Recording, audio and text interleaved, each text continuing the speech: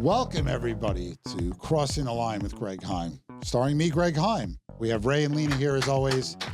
Ray's always cut. Lena, clap. No? Okay. She was raising the roof. We got a pair. She was raising the roof. Too bad we didn't get video of that. We need more cameras in the studio. With me is my good buddy Scott Nadler from CrossCountry Mortgage. How are you doing today, buddy? I'm fantastic, Greg. I was in Dallas. Wait, how do you do that? Let me take notes. Keep up, Greg. Greg, you can do that it. Could be your well, actually, I was in Dallas for the weekend. Did you visit my brother? He's in Fort Worth. You should have said hi. Oh, you didn't tell me, Greg. Thanks. You didn't tell me you're going to Dallas. There's a lot of cowboy hats out there, and I feel like your happiness can be improved because it would substantially. Cover the fact that I have no hair. No, I just think you would look great in a cowboy hat. I think it's time. Next episode, we're going to see Greg in a cowboy hat. Edition. Tune in. The cowboy edition. I don't think there's any money in the budget for that. Is there, Lena? Do we have budget money for? We can't even afford 10-gallon hats. It's going to have to be like a 5-gallon hat because, inflation. So I will chip in for a cowboy hat. I've tried. It was funny, Ray. It's the best. It's the best I could come up with. Anyway, episode 46. 46. Wow, that's a lot. Oh. And today is November 18th. And in case you missed it, the Jets still stink. So we get that out. I missed it, Greg. Do you want to fill us in? What happened? They came out terrible. A bunch of 3-and-outs, not even coming close. At one point, I think we had 9 yards in 9 plays. Like it was not 9 yards 9 times, like 9 yards total. Yeah. They took a lead, completely mismanaged the clock, called a ridiculous timeout when they were trying to draw a team off sides and something that only works against the Jets. And next thing you know, they lose. Is your son a Jets fan? He's trying not to be. Good. He's a big Lamar fan. Okay. But then the Ravens lost. So I don't know. You should push him in that direction, though. I've told him, Daddy has a sickness. Well, he hates it when I call myself Daddy now because he's 17. It's not cool. I think we all have do. A sickness. I can't help but watch these losers, but you shouldn't let yourself, have a lifetime of this because it's not good. It doesn't put you. Sunday's supposed to be, as the Bengals said, my fun day. I don't have to run day. Save him now. So he being a 17-year-old, social media, he just watches Red Zone. Where they just show you the highlights of the plays. He waits for Lamar to come on. Right. And watch this crazy social media guy called Wee Hoopin' that's hysterical. He loses his mind every time the Ravens lose. It's funny. Football's not supposed to be funny, but, so that I didn't let that ruin my weekend.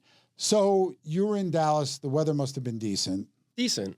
Not amazing, but decent. Yeah. It was nice. It's tough because my brother seems to only have his events, in the summertime when it's like 110 degrees. Yeah. And you can't breathe. But, outside, it's like Florida. Outside of the summer months, it's very, very nice. Yeah. It's got a nice house out there. It was nice. It was nice, for sure. Okay. Well, good to be back, though. Well, we're glad to have you back. I don't want to have to do this show by myself. I get lonely. I tell Ray he's got to fill in. He's like, no, we got to find. We've tagged you so we know. Yeah, we can't have 2 bald guys hosting this show. That would be wrong. We need more Ray. We need more Ray. I don't know who's calling for that outside of Ray. All right. So other than that, I did do something Saturday I've never done. I've always been a big fan of the X Games. Always watched it on ESPN. Like to watch people jump big things and do crazy stuff on motorcycles. But I'm not going out to California where they have the X Games. So Nitro Circus came to town. So we saw, my wife's like, what is it? I don't want to go to that. Great band name. Well, yeah. Nitro Circus. And a lot of kids were probably disappointed because they probably thought it was the actual circus. But amazing tricks on motorcycles, BMX bikes, even razor scooters going down even tricycles. They go into these huge ramps, did flips. It was really cool. What's the most adventurous thing you've done that you can compare that is as close as you can possibly, Greg Heym can possibly get to an X Game activity? Hosting the show.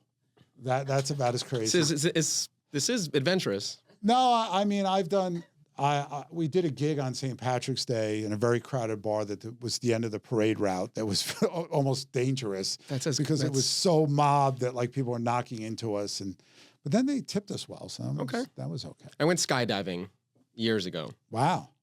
Don't think I'll ever do it again, but I did it. Okay, well. And the guy that I jumped with I said, I have one question to ask you, but I don't want to ask it because I don't want to put it out there. Did you ask him if he has a death wish or something like that? Or And I said to him, I said, can you just answer my question without me needing to ask it? And he thought about it for a second. He said, we have multiple parachutes in the event the first one doesn't open. It's not like the That's all I want to know. Where you pull it open and like silverware comes out? No. Okay.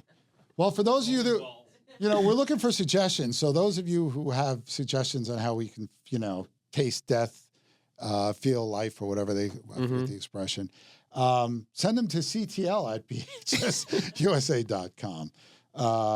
And we're coming to you, as always, from beautiful Studio 1873, which our good friends at the Everset always make sure looks very tastefully decorated. This beautiful set here at Studio 1873 is brought to you by the Everset. The Everset provides full-service staging and furniture rental solutions in the New York area. For more information, please visit us at staging.theeverset.com or email us at staging@theeverset.com to request a free proposal. We had a big week of economic data, which really got kicked off by a visit with our good friends, the PI brothers. Yes, you love those guys. I know. I just, PI brothers, courtesy of Greg Heym Enterprises. It's an important first step. We get the final word when PCE comes out. That's the cooler cousin. She sets them straight if they were right or not. Right. So consumer prices up 2.6% year over year, right? And you're going to go, but wait a minute, isn't the Fed's target 2%? So who's keep saying we're right there? Yeah.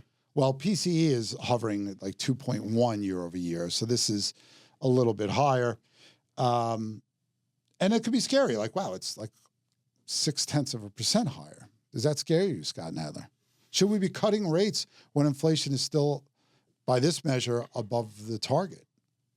Well, I think now what's happening is they are kind of going back and forth whether or not they are going to cut rates by as much. So that calculation has definitely changed. But it is amazing how whatever we're anticipating to happen kind of moves the market, right? So whatever we think, whatever the anticipation is, that's what we need to look at. So Tuesday, in anticipation of what the CPI numbers were going to come in at, rates went up, and you saw the bond market kind of sell off a bit in anticipation of it. And it's almost like, if you think about, Greg, what's like your all-time favorite like food or dish or snack, like something like, and Lena and Ray, I'm going to get you guys in on this also. So like porterhouse. I'll take a nice porterhouse. A nice porterhouse. Yeah. Okay. Obviously, it wouldn't be a not nice porterhouse, but a nice porterhouse. Okay, Lena, what about you? I would do a pasta thing for sure. A pasta thing. That sounds good. Okay.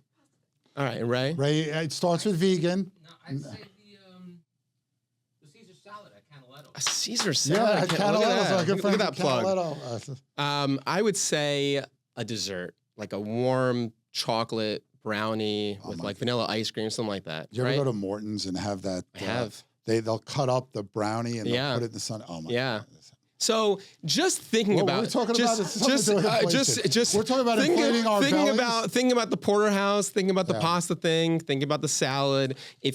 Just thinking about it, right? You can envision it. You could almost taste it. You can almost. Scott's taking us all to lunch when this is over. You can almost taste it. Like you can start to salivate even just thinking about it. And that's almost what happens with these numbers that come out, where the market overall is anticipating what's going to happen, and the market reacts in such a big way when this porterhouse isn't even there yet. I know. It's like when a guitar ad pops up when I'm on, line searching for something.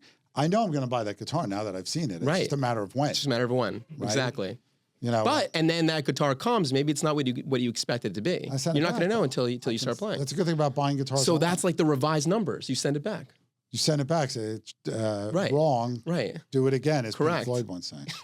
Well, so in the blog, I put there's a couple reasons not to be so worried. Not that Scott's worried; he's thinking about food. So these, What was the question? Yeah. So a few years ago, the Fed switched to something called flexible average inflation targeting, or FATE. I don't think anybody calls it that, but it's a lot easier than saying the name. So it basically means that they can allow inflation to get above or below that target and not worry about it. They can still do what they want to do. So if they feel they're close enough. Now, we can argue if they're close enough by this measure. I would say not, but if you look at PCE, it tells a different story. But this does explain why they can feel okay about cutting rates, pretty aggressively when inflation is still 0.6% higher. Exactly. Another reason not to sweat it is that both CPI and PPI came in pretty much as expected. So the market didn't get too rattled. Mm-hmm. So here's something, since we're talking about food. The biggest increase in prices for any item in the report over the past year is, anybody want to guess? You at home want to guess? I'll give you a second. Eggs. Eggs in October were 30% higher, the price of eggs, than a year ago. That is some eggflation. Well done. I like eating eggs. How do you like your eggs? My grandmother used to make sunny side eggs on whole wheat toast. And I always thought that was a little gross because, the yolk is all over. But now I love it. Okay. I'll make it that way. Okay. You do anything fancy? No. All right, then let's Scrambled. Scrambled. Biggest decrease in price over the past year, fuel oil down 21%. That's good as we enter the cold months. Right. Another reason not to sweat this is the Fed's still probably going to cut 0.25% next month. This could change the trajectory for next year, to be sure, especially when they get a look at the employment report for October and see November and see what that says and see if it's as bad as October was. So I think now they're still going to do it, but it's not as certain to happen as it was before this report, right. I think. Another reason is housing prices. We've talked about this numerous times. We're responsible for over half the monthly increase in prices. And, they have that crazy way that they look at this data in 6-month increments. So there's this growing belief that housing inflation is going to ease next year, and that will bring this number down. So in actuality, for the Fed's purposes, the number may already be at 2% because housing is just taking too long to reflect reality. Mm-hmm. Also, rates have, I know we're going to talk about rates in a second. Our business has been busy. Last couple of months, right? Pre-approvals are up. We're running a lot of credit reports for clients. We have a lot of deals that are coming in. And if you look at where rates were 6 or 7 months ago versus where they are now, they're still lower. Now, they've gone up a little bit more recently, but if I was speaking to a client 6 months ago and they're still in the market and they're still looking, their monthly payment is lower now than it was then. Right. So our business is definitely picking up. But people don't want to think back that far. Correct. All they know is a couple of months ago, prisoners rates of the moment sitting at 6%. For sure. Now they're at 6 3/4. Yep. But that's actually a good segue. But before we get into the latest on mortgage rates, we need to stop. Ironically, from a message from one of our great sponsors, CrossCountry Mortgage. I've heard of them. Your dream home is closer than you think. I'm Scott Nadler, VP of Mortgage Lending at CrossCountry Mortgage, and I'm here to get you the perfect loan to match your perfect home. From first-time home buyers to seasoned homeowners, I've helped clients make their moves with confidence. Ready for a smooth, stress-free home buying experience? Let's get you moving today. Call me and let's turn those dreams into keys. And we're back. Now, this is sort of the feel-good segment of the program. How can you have that on an economics podcast? I don't know, but we're going to try. Right, Scott? We're going to try, for sure. Can we pull it off? I don't know. Let's see what you got. Well, you teased We were going to do a wardrobe change, but I see you're still wearing the same shirt. No, it's like a good luck shirt. Okay. Like you wear the same thing all. It's hard. Economists are not known for their wardrobes. Although you're dressed more like an economist than me. All you need is the red tie, and you got like the old IBM look down. Who even knows where some of the dress shirts are in today's world? I like the more casual approach. You look fantastic. Thank you. If I only believe that. So mortgage rates fell last week. Scott's like, you really going to celebrate like a 1/100th of a percent? They fell from 6.79 to 6.78. It counts. We'll take it. Counts. they didn't rise. All right, we'll just say it that way. After 6 straight very painful weekly increases, really fueled by the September jobs report and some higher than expected inflation data. Now we're still sitting at a high level, and it's been a wild ride. You talked about if people look back. So just think in the past year, a year ago rates were 7.44%. Right. Then at the end of September, they fall to basically just above 6%, 6.08. And everybody's calling Scott, and they're like, Scott's like, yeah, it's a great time. Let's take a look. And they're like, no, 5.5. Then I'm jumping in. Right. Now, what year 5.5 is going to show up, we don't know. Hopefully next year. And now 6 straight weeks, it rises, and now it dipped to 6.78. It's been a volatile month for sure. I mean, you have no idea where things are going day to day. And what people don't understand also is that rates move multiple times each day. Right. So I could speak to someone at 11 o'clock in the morning and quote a rate, speak to that same person at 2:30 in the afternoon, and it's a different rate. So rates move quickly. You need motion sickness pills to stay on this ride and follow it. It's crazy. Yeah. So what are you hearing? You said that people are still, locking in and they're still out there. There's still demand to buy homes. Whether or not they want to lock in at that rate is a different story. Right. It's very situational. And it depends. If someone was expecting a 6% rate and now the rate's 6.5%, they have a decision to make whether or not they want to lock in at that rate or play the market and see if it goes down further. So, but then, as I was saying earlier, the clients who were looking at 7% rates, 6 months ago, or a year ago, almost 7.5%, they're comfortable with where things are right now because it's still lower than where they were initially expecting, and lower than the average over the last half century, which Correct. is about 7.8%. So, correct. We have short memories when it comes to mortgage rates. We only want to remember also when they're low. Whoever it is, though, bar none, every client that we're speaking to wants to talk about what the refinance process is because like they want to be all up front. They want to get so they're saying this is a Band-Aid. This gets us into the property. We understand that this payment is not for 30 years. This payment might be for 12 to 18 months. And then what's the refinance process like? What are the costs? What do rates have to be at for it to make sense for me to refinance? Well, why don't we talk about that for a little bit, if you don't mind, Scott Nadler, because now people are thinking. Yeah. Now, again, most people that have owned their home for a couple of years are not going to refinance unless they want to pull money out. But what is the rule of thumb in terms of how much your rate must go down to cover the costs? Not so much about the rate. Okay. It's more about that break-even point. So what are you paying? What are the costs to refinance? And then how quickly will you recoup those costs based on the savings? The payback period. Right. So normally if that's around 18 months or less, it's worth a conversation. Okay. I guess it's hard because, the refinance market, I think you saw the pent-up demand there too, because when rates started coming, they didn't wait. Like they started hitting that market and became incredibly active. 100%.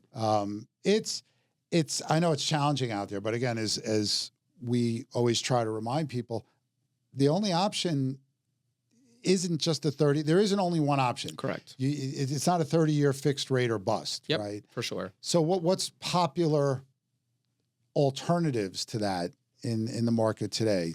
So for the loans that are Fannie Freddie, so any conforming loan in New York, anything really under 1.1 million, the 30-year fix is still an attractive product because there's not as much demand for the ARMs. When it becomes a jumbo loan or a loan that doesn't meet standard guidelines, maybe someone has a credit score issue or their co-op or condo that they're buying has an issue, then we can look at alternative programs. And then when we look at those programs, those ARMs can be very attractive. So it really depends on everyone's situation. Okay. But our arms are great. Arms can be really, really good. Okay. Now but it all depends on what that spread is. Right. What's that spread between a 30-year fix and an ARM? Yeah, I think for the average buyer out there who probably is thinking of a 30-year conforming mortgage, is an ARM ever for them? I'm sure there's cases. It really depends on their situation, right? It also depends on what that spread is. So if someone's saying the 30-year fix is at 6.5%, but the 7-year ARM is at 5.5%, that's a 1% spread. That's a big difference. It's worth a conversation to talk about what that arm is. But if the 7-year arm is in line with a 30-year fix, then it doesn't make any sense. Okay. Well, that's why we have people like Scott on the show. Because that's way above our pay grade here. All right. So then we got other good news. The Wall Street bonuses set to rise for the first time since 2021. 2021, they hit a record. They were over $40 billion. It was like, everything was great in 2021. Yeah. Right. We saw unprecedented housing activity. It was like having 2 years in 1 year, and we were all partying. It seems like it was years ago, but it wasn't that long ago. Johnson Associates, who are like the definitive predictors of this stuff, are predicting increases that could range. Investment bankers in debt underwriting. That's what you want to be, because their bonuses expect to go up 25 to 35%, where the poor people in fixed income only going to get 5 or 10% increase in bonus. I don't know. I know that we're always jealous when we hear this stuff, right? It's like, I'd like to get, this kind of bonus money. You're not getting a bonus? Well, we'll see. We'll see how the show does when we get the ratings up a little higher. It's in my, I don't have a contract to do the show. I should have had an agent. Where were you when I did this? Yeah, you're right.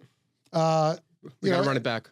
To put it in perspective, last year, Wall Street bonuses were pretty much unchanged at $34 billion. Mm-hmm. That's a lot of money. You could buy every apartment for sale in Manhattan 2 times over and still have a little money left. Wow. With that kind of dough.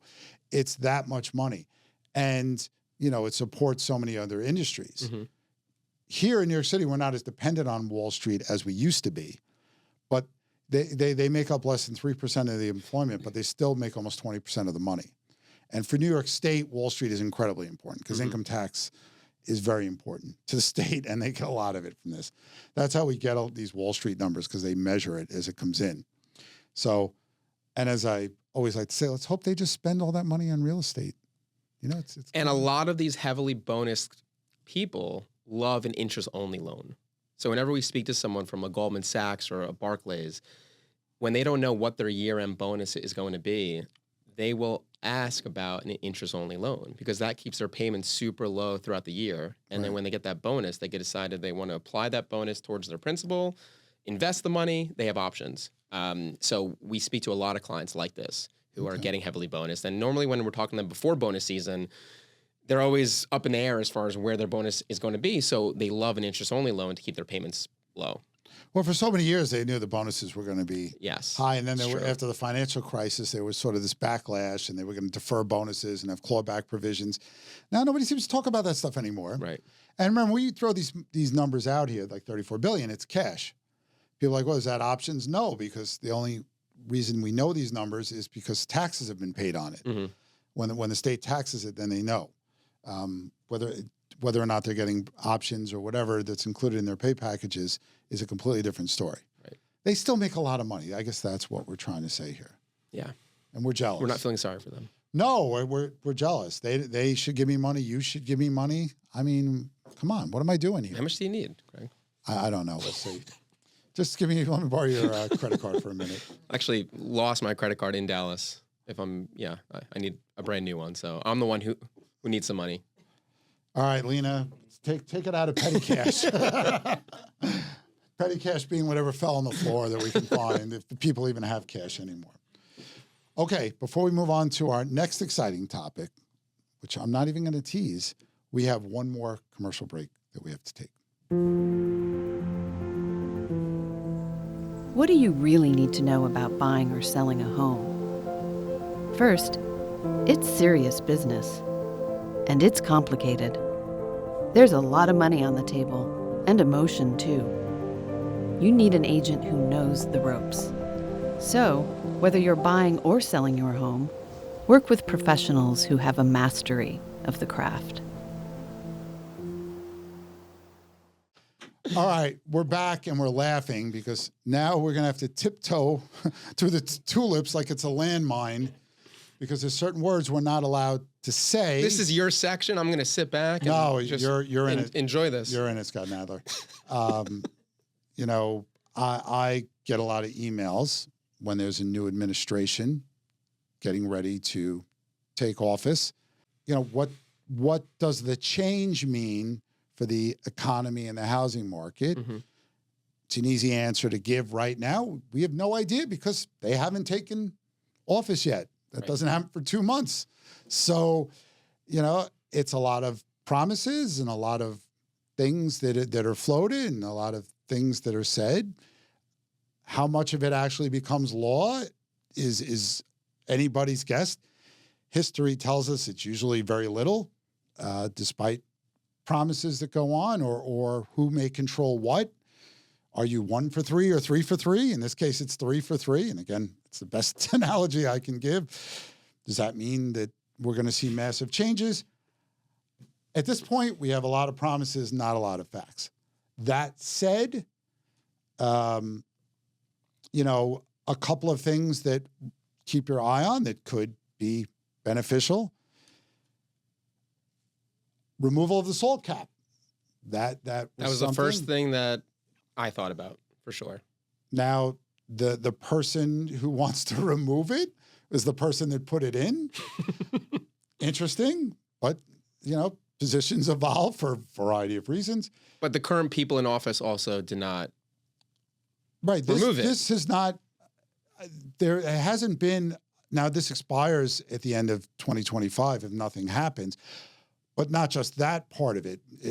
Tax reform lowered the taxes for many people. And I think a lot of people are happy with the increased standard deduction that they get. And SALT caps really only apply to about 4 states. So whether or not it's been promised, we'll see if it gets done. Again, with slim majorities, it's hard to do things. But obviously that would be huge to the New York, New Jersey, Connecticut markets and California, obviously, as well. That's where these things are the most used. Also, changes to how certain things are taxed. Social Security benefits, tips, overtime pay could be significant, could help, especially, people that are on the cusp of trying to buy a home or rent something will maybe now be able to afford it if they're paying less in taxes. Lower corporate tax rates are something that has been talked about, which we saw a bump in the stock market after the event happened that may have overshot. You may have got a little too happy because a little pullback last week, but areas to worry about potentially now that there's been talk of tariffs and tax cuts. Tariffs, for sure. And lions and tigers and bears, oh my. Deportations. Well, let's start with there's this belief that tariffs and tax cuts will lead to more inflation. Inflation, yep. If they happen, big if. Tariffs by themselves don't cause inflation. We saw this the last time this administration took office, and it didn't lead to inflation. What caused the inflation we had was runaway money printing and supply shortages, but mostly runaway money printing. Remember, too much money chasing not enough goods.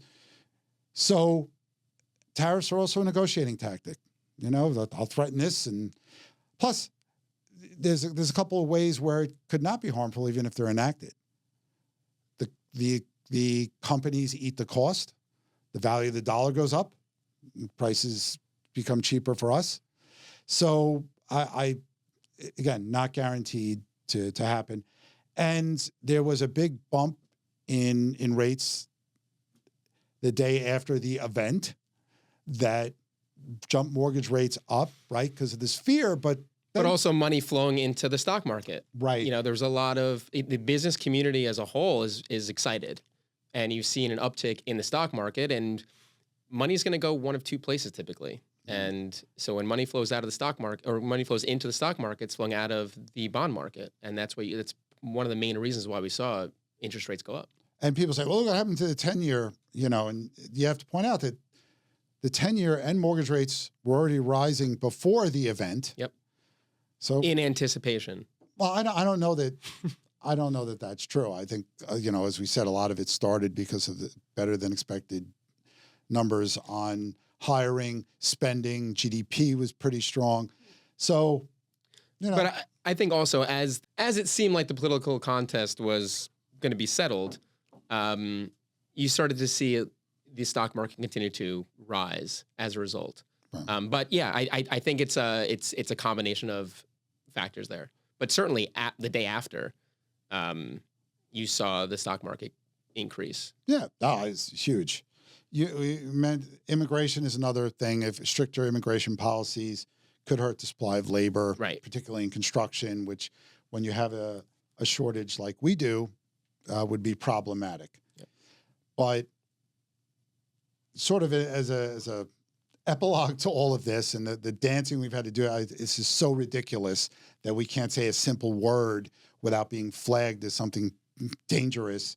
We should go on strike for this, Scott Nadler. All right, I'll go on strike. I know you don't risk your good reputation. I like that joke by Mitch Hedberg. He says, I've always been against picketing. I'm just not sure how to show it.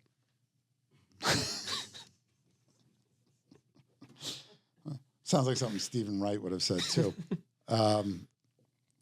So when all this the dust is settling here, remember a couple things. Housing markets are driven by supply and demand factors that have very little, if nothing, to do with the outcome of what happened, the event, the political contest, whatever you want to call it.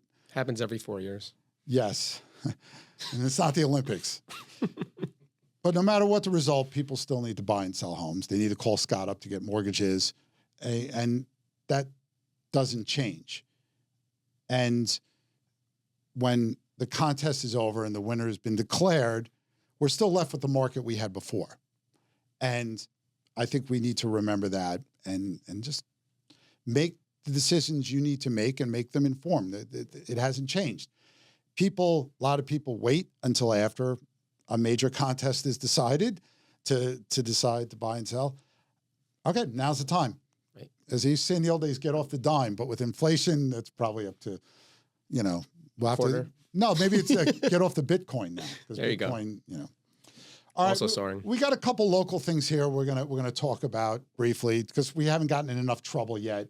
So I'm feeling wacky and I'm feeling upset that I had to sound like an idiot in the last segment because I'm not allowed to say one particular word.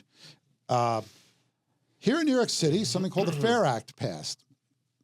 What could Greg and Scott, what could be their beef with something called the Fair Act? Well, it actually stands for Fairness in Apartment Rentals. Now, this will be a longer conversation on other podcasts.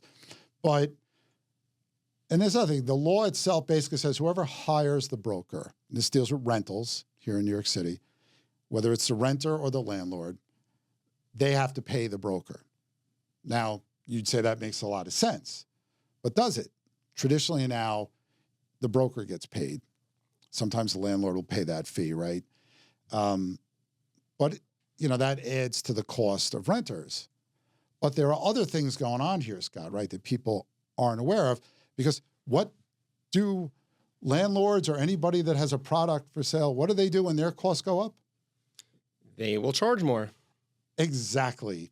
There's a big question and a strong reason to believe it's true that if the landlords are now going to be paying for this, that they're going to pass that cost on to the renters. So you're going to pay one way or another. We look at producer prices because they're a good indicator of what's going to happen to consumer prices. Right. The people making the table, their costs go up. Then when we buy the table, we're going to pay more, right? Yeah. And this is basically what Mayor Adams said. And I'm paraphrasing, but he said, it has the right intentions, but good intentions don't always yield the intended results. Right. And, we were talking about Thomas Sowell earlier, one of the great economists. He talks about that also, that there are no solutions. There are just trade-offs. But I think this is a bigger issue, and I've been irritated about this because it seems like the real estate agent is under attack. Well, and the industry is under attack, but yeah. It's just a bigger issue. And as someone who works day in and day out with real estate agents, people don't understand the value. I've done so many transactions, and the overwhelming majority of them are with an agent. The ones that do not have an agent, Greg, almost always there's an issue. Right. There's an issue. And I'll get calls after closing about an issue that someone has based on a property, something post-closing, something happens, and they're calling me when that there would not be an issue if there was an agent. And it happens all the time where I'll speak to a client, we'll get them pre-approved. They're very excited about a property. And then they'll call me or I'll call them and say, hey, how'd it go? And they'll say, you know what, our agent didn't think it was the right property for us. So think about that. And this happens on a weekly basis. An agent who is a commission-only salesperson is telling their prospective buyer that the property that they were excited about is not the one for them. Okay, so they're gonna go an extra couple weeks, months without earning a commission because their person was very emotional, very excited about buying a home, and the agent, the voice of reason, they're calm. They're going to guide them in the right direction because they're going to tell them, hey, this is not the right property for you because of X, Y, and Z. And it happens all the time. Yeah. And people don't understand the value that an agent brings to them. And it saves them so much time, so much money and heartache based on just using an agent. People who have bought and sold or gone through a complex rental process, here in New York, especially in Manhattan, where the majority of owned homes are co-ops, fill out your own board package, see how much fun that is. And, they work around the clock. They have the fiduciary responsibility, like you said, to say this probably isn't right for you, and they don't get paid unless a transaction happens. They don't know how to negotiate for themselves. Yeah. Agents know how to do this. They're doing this on a daily basis. Right. And it's for the majority of people, the biggest cost that they're going to have, whether they're renting or buying a home, it's their biggest expense. And, I understand going online and buying a pair of jeans without an agent. I get that. But if you're going to spend money on a home or rent, using a professional that really understands the market is of the utmost importance, especially, and this goes back to a few episodes back when we were talking about how much information there is out there. Right. Using a trusted agent. And if there's an agent that's been in this business for more than 6 or 7 years, that means they're able to support themselves. They have other clients that have trusted them. Work with someone that you can trust to get you through the process because it's ultimately going to save you a lot of money. Well, I think we've talked about in the past too, and Bess Friedman has mentioned this, that these TV shows make it look like there's no work put in here, or that anybody could just do this job. They're professionals. They're licensed. They have continuing education requirements. They work very hard. But there's another thing about this that, you talk about, well, the tenants are just going to make it up in the rent. But this also has an unintended consequence, and Rebney points this out, and I'll use their words because I was too lazy to write my own. They talk about a loss of choice and availability because when the Fair Act takes effect, which is, I guess, 6 months, brokers can no longer advertise rental listings independently. Now, think about that. That's eliminating choice. And less choice typically means higher prices. Higher prices, yep. And that's the thing. There could be a better solution to this problem because I know it's a big upfront cost. But this doesn't solve that problem. The costs are going to be the same, whether they're spread out over years or not. I think the problem is, the mayor realizes the shortcomings, but there's a veto-proof majority that has passed this, so it doesn't really matter what he thinks. Right. It's in Manhattan alone, about 70% of the people that live here are renters. Mm-hmm. And remember that about 45% of all the rental apartments in New York City are rent stabilized or rent controlled, which means you can't get them. Which is another problem. So now you're going to deal with this where it's going to be harder for people to know what's even available. So, there's more about this. Rebney's not giving up this fight. More to come. Maybe I can bribe Bess into coming on talking about this a little more. And our good friend, congestion pricing. Now, for those of you who remember, this thing was passed. The MTA put all these readers up. They were all ready to go. It was going to start. And then the governor stepped in and said, nah, not yet. We're going to pause this. Right. Who knew if that was even possible, right? It seemed like the silliest thing in the world. Either you want to do it and it's the right thing to do, and you need the money, or you don't. So the MTA fronts all this money and gets nothing in return.